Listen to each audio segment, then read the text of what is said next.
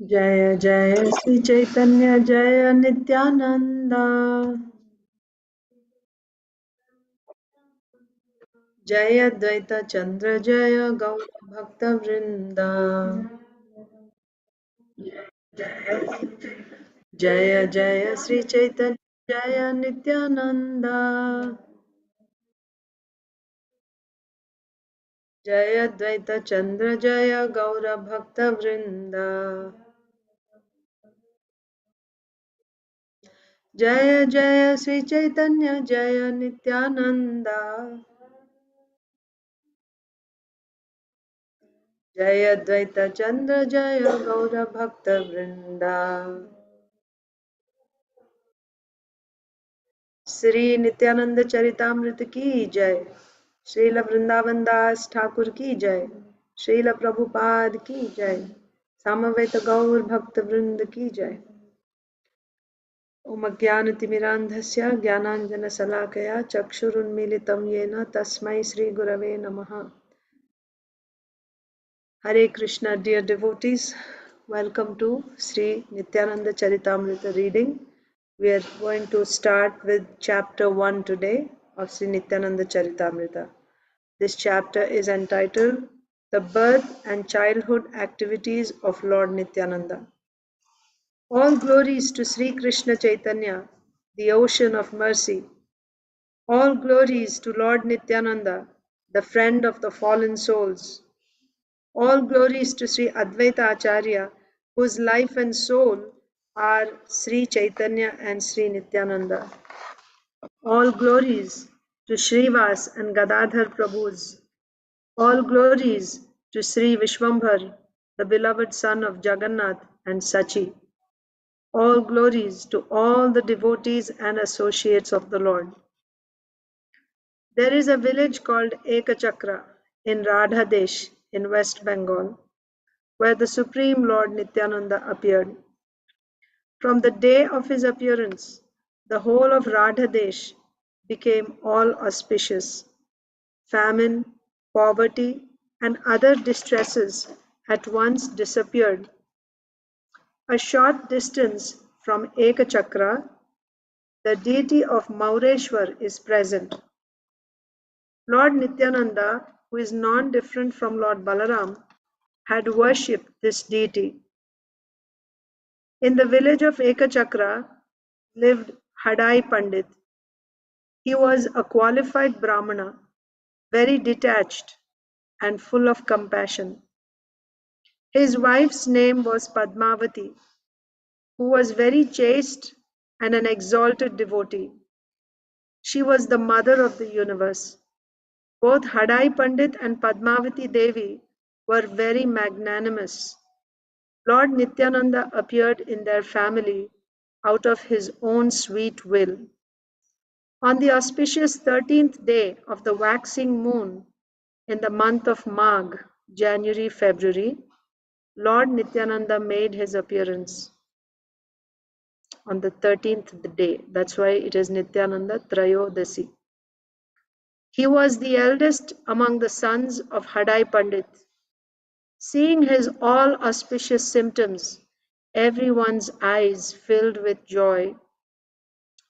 In time, Lord Nityananda began to grow. Due to the influence of his illusory energy, however, no one could recognize him. Lord Nityananda concealed his real identity and happily played with his boyhood friends.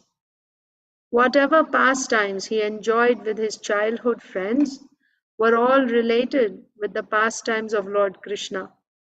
He and his friends formed an assembly of demigods, and one of them acted as Mother Earth, praying to the rest of them. Then they led Mother Earth to the river bank where all the children began to offer prayers. One boy, hiding from the rest, loudly declared, "I will soon take birth in Mathura, Gokul." One night, the Lord and his friends enacted the marriage of Vasudeva and Devaki. Another night, while everyone was asleep, they made a jail cell, enacting the birth of Lord Krishna. They made one place into Gokul Taking baby Krishna there, he was exchanged with Mahamaya, tricking Kamsa. Another time they dressed someone as Putana.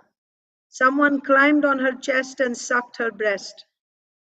One day Lord Nityananda and his friends made a shakata or handcart out of reeds and then broke it. Another day the Lord and his friends stole from the houses of the neighboring cowherd men.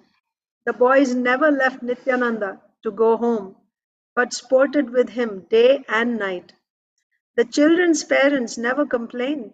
Rather, they affectionately embraced Nityananda. They said, "We've never seen such transcendental sports. How does this child know so many of Krishna's pastimes?" One day, the Lord made snakes out of leaves and took his friends to the water.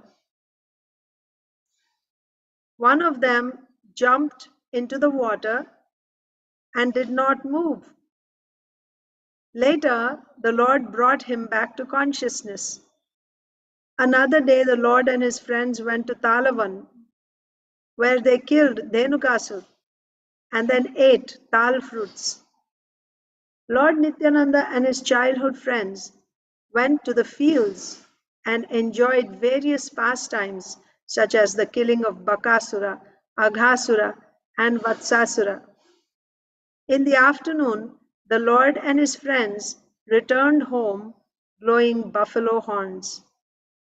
One day they enjoyed the pastime of lifting the Govardhan hill, and another day they created a Vrindavan where they enjoyed various sports. Once they enacted Krishna's pastimes of stealing the gopis' clothes, and another day enacted his meeting the wives of the Brahmanas. On one occasion, a boy dressed up with a false beard as Narada gave Kamsa some secret news. Another day, a boy dressed as Akrura took Krishna and Balaram to Kamsa's capital. As Lord Nityananda cried in the mood of the gopis, it seemed to his friends that a river was flowing from his eyes. By the influence of Lord Vishnu's illusory energy, no one could recognize Lord Nityananda as he enjoyed. No one could recognize Lord Nityananda as he enjoyed pastimes with his friends. The children arranged a city of Mathura and then wandered through its streets. Someone played the role of a gardener, while another accepted a flower garland from him. Someone dressed as Kubja, and sandalwood paste was accepted from her. They made a large bow, and all shouted in joy when it was broken. They also enacted the pastimes of killing Kuvalaya elephant and the wrestlers Chanura and Mushtika.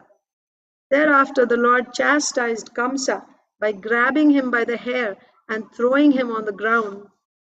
After killing Kamsa, the Lord danced with his friends in such a way that everyone watching him began to laugh.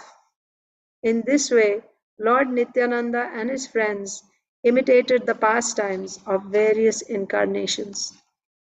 One day, Lord Nityananda dressed as Vamana and went to cheat Bali Maharaj out of his kingdom, which covered the three worlds. Someone playing an aged Shukracharya forbid Bali from giving the 3 steps requested by Lord Vamana. Accepting the gift, the Lord placed his last step on Bali's head. One day, Lord Nityananda enacted the pastime of building a bridge across the ocean with the boys playing the role of monkeys. They cut castor plants and made a bridge across the water. Then all the boys shouted, "Jai Raghunath!"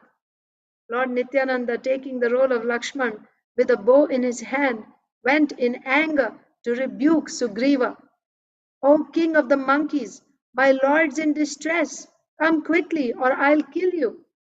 How can you sit here enjoying with women while Lord Ramchandra is lamenting on Malyavan mountain?" Another day, Lord Nityananda spoke in anger to Parashuram. "O Brahmana, I am not at fault. Leave here at once."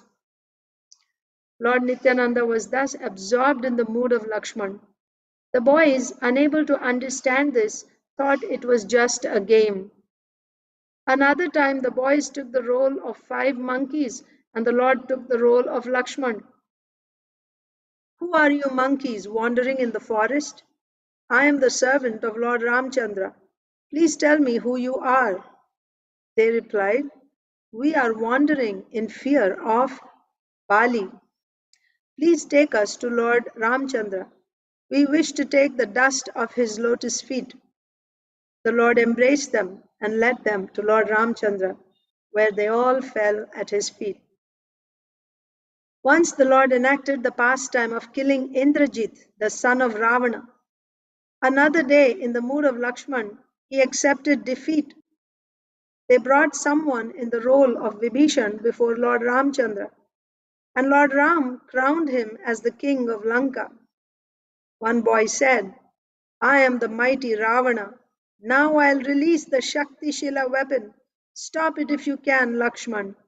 Saying this, the boy threw a lotus flower at Lord Nityananda, who, in the mood of Lakshman, fell to the ground. After he fell unconscious, all the boys tried in vain to revive him. When they found no symptom of life in the body of Lord Nityananda, they all held their heads and cried. The Lord's father and mother came running there and saw their son without a sign of life. They too fell senseless to the ground. Everyone who saw this tragedy was struck with wonder. As the boys described the entire incident, someone said, I know why he is unconscious. Once a great actor played the role of Dasharath. Hearing that Ram had left for the forest, he left his body. Someone else said, there's a boy dressed as Hanuman. If he gives him medicine, then he'll be cured. Before the play, the Lord had instructed his friends, when I fall unconscious, you all surround me and cry. After a while, send Hanuman for some medicine. I will revive when he puts the medicine to my nose. The Lord fell unconscious by his own sweet will, but this bewildered all the boys. Since everyone there was so confused, they forgot the Lord's instructions. They simply cried loudly, oh, brother, please get up. Hearing people's comments, the boys remembered Lord Nityananda's order, and the boy dressed as Hanuman immediately went for the medicine. Another boy dressed as a renunciate welcomed Hanuman with fruits and roots. He said to Hanuman, my dear sir, please stay and grace my ashram. It's a wonderful fortune to meet such a person as you. Hanuman replied, I must go and complete my important mission. I'd like to stay, but I cannot delay.